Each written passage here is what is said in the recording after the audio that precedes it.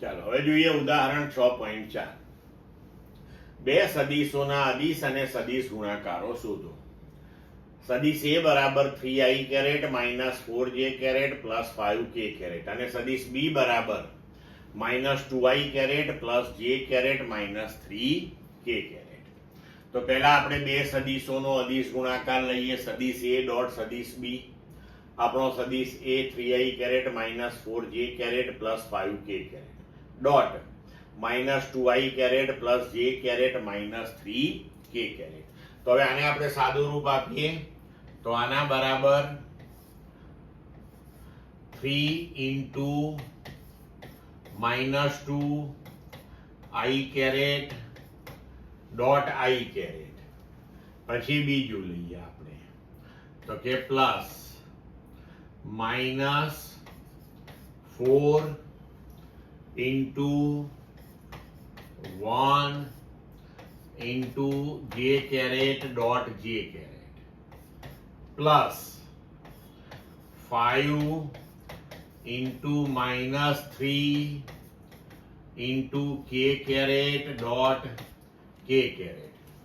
હવે i dot i એ 1 થઈ જશે, j ડોટ j 1 થશે, k ડોટ k 1 થશે. બરાબર. તો 3 into minus 2 minus 6 minus 4 into 1 minus 4 5 into minus 3 એટલે માઇનસ 15. તો આ થશે માઇનસ 25. બરાબર. હવે જોઈએ આપણે બે સદિશોનો સદિશ ગુણાકાર. તો સદિશ A ક્રોસ સદિશ B બરાબર નિશ્ચાયક i caret j caret k caret 3 minus 4 5 minus 2 1 minus 3. તો હવે આ નિશ્ચાયકને આપણે સાદું રૂપ આપીએ તો જુઓ એના બરાબર આપણે લખી શકીશું કે i caret into minus 4 into minus 3. બરોબર. આ ગુણાકાર અને માઇનસ 5 ઇન્ટુ 1. હવે માઇનસ j કેરેટ. બરોબર. તો આપણે 3 into minus 3 into minus 3 minus minus 2 into 5 અને પ્લસ k કેરેટ. તો 3 into 1 minus minus 2 into minus 4. બરોબર.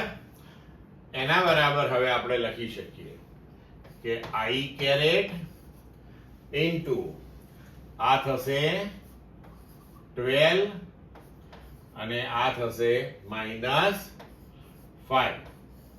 બરોબર.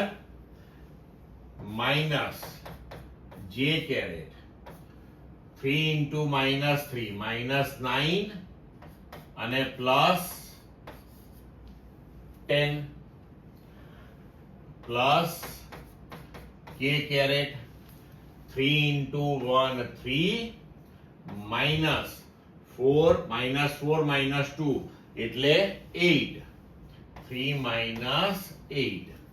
તો હવે જુઓ અહીંયા આપણે લખી શકીશું 12 માઇનસ 5 એટલે 7i caret minus j caret કારણ કે માઇનસ 9 પ્લસ 10 એટલે પ્લસ 1 અને અહીંયા 3 માઇનસ 8 એટલે માઇનસ 5k કેરેટ. બરોબર.